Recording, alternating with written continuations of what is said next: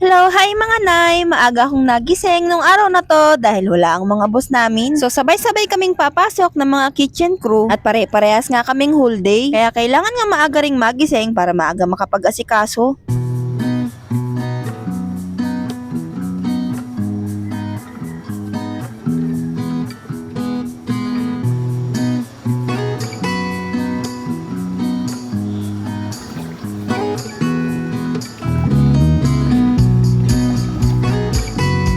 As usual, saing at mag-init ng tubig nga muna yung inaasikaso ko pagkagising. Kasi pag nagising ako, ginigising ko na nga rin si Kuya Vil para magigib ng kanyang panligo. At habang nag-iigib siya, nagiinit na nga rin ako ng tubig para pangligo niya. At habang nagsasaing, pine-prepare ko na nga din yung lulutuin ko pang ulam. Bumili lang naman ako ng hotdog at saka ham ulit para pambaon ng mga bata. Yan lang kasi yung medyo madaling lutuin kapag ganitong medyo nagagahol sa oras. At syempre, hindi mo rin naman may pagkakailang gusto yun ng mga bagets.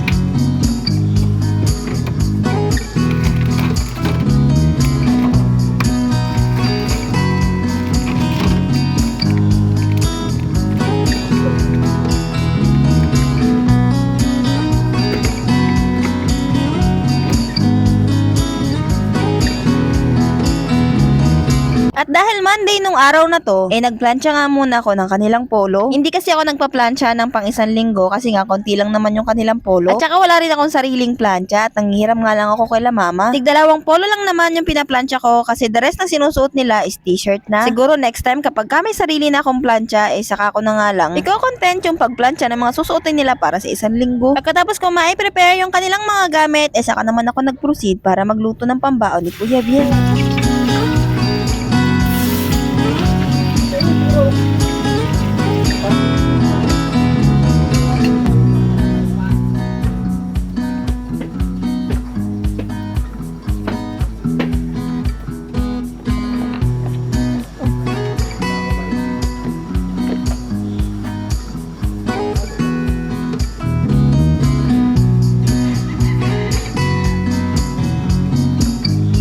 Pag-alis ni Kuya Vilt, nag-prepare nga rin ako ng baon ni Bossing. Itlog nga lang daw yung uulamin niya at ayaw niya nga yung ham kasi nga medyo matamis. Tapos, saka pa nga lang ako nakapagtimpla ng kape ko at eto nga, nilagyan ko na ng tubig yung lagayan ng kape para mahugasan na. At habang nagkakape, dinala ko na nga rin yung mga gamit ni Kuya Von dito kay la mama para mamaya maliligo na nga lang siya at magbibihis.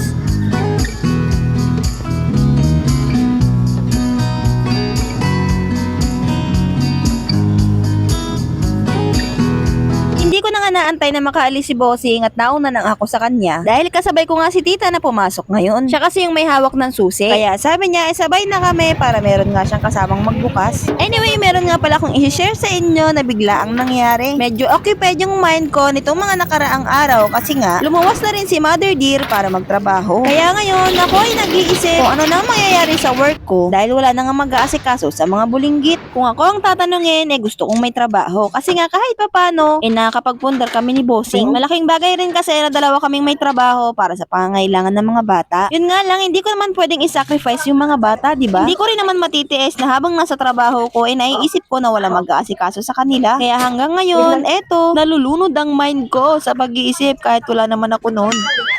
Anyway, ganito nga pala yung ginagawa namin bago kami magbukas, daldalan na may konting trabaho. Ay, oo. Hindi na ilalagay dito, putuin mo na. Oo.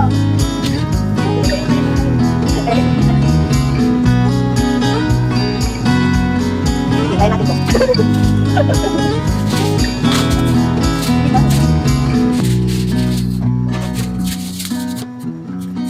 Hindi akala niya ilalagay dyan sa ano.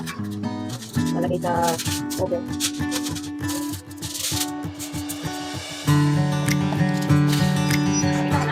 Dapat nila.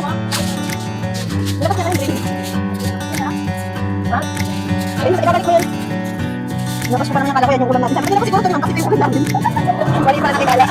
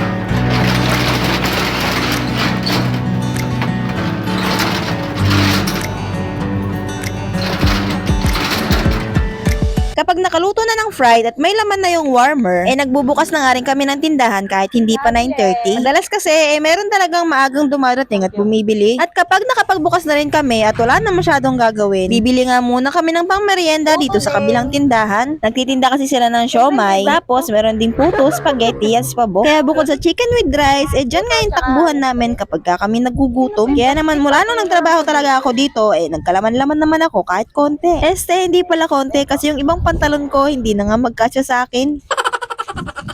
At pagkatapos makakain, syempre, habang nag-aantay ng mga customers, nag-aasikaso nga rin dito. Pagkagantong oras kasi at may pasok, talaga naman maya't maya ang pagbili ng mga customers, lalong-lalo na yung mga pambaon ng estudyante. Anyway, maraming salamat nga po pala sa aking mga followers at subscribers sa walang sawang panonood ng aking mga video. Sana po ay mag-follow kayo at mag-subscribe dahil malaking tulong na nga po yun sa aking page at sa aking channel.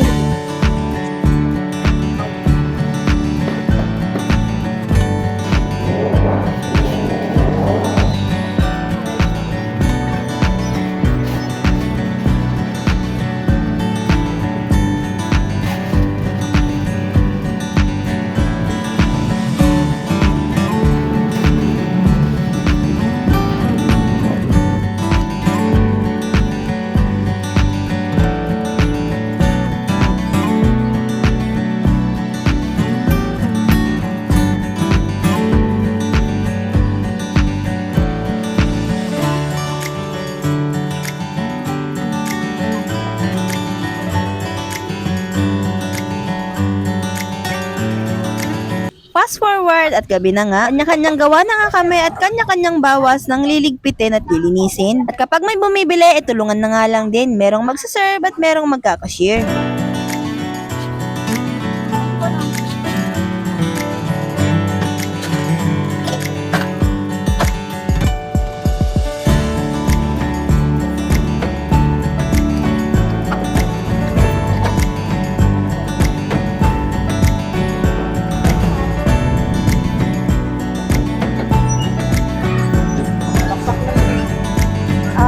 Ilang wings ba yung niluto mo, tita? Dalawa? Dalawa lang po yung wings. Isa po ano? Huwag lang kita. 141 po.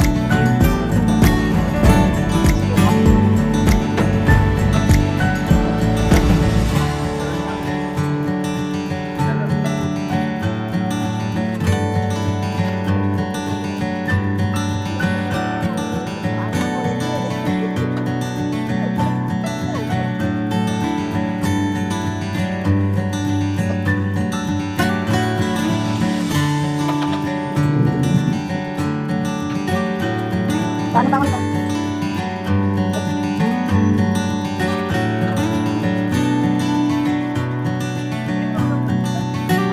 Lima.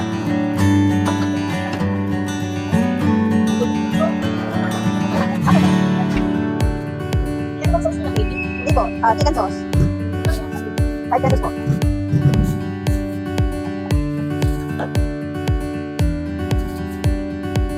$153, ma'am.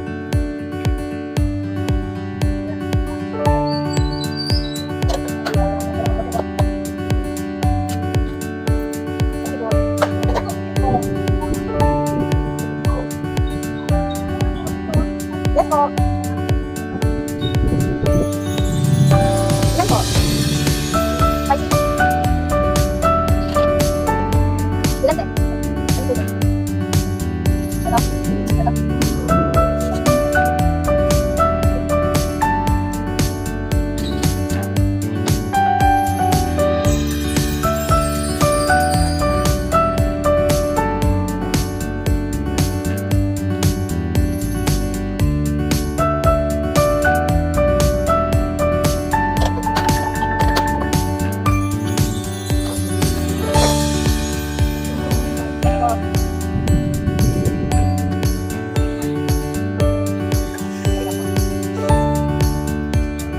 Ano po, manghang?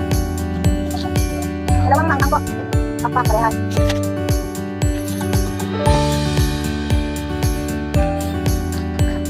Nagtataka kayo kung bakit ako lang yung lagi nasa cashier. Siyempre, video ko to, kaya ako lang. Tsare. May ginagawa kasi sila at ako nga lang yung available para humarap dito sa cashier. At saka medyo bata at malinaw yung mata para tumingin at magsulat. Pero carry din naman nila to. Yun nga lang, meron lang talaga kaming sarili-sariling toka. Ano te? Ito.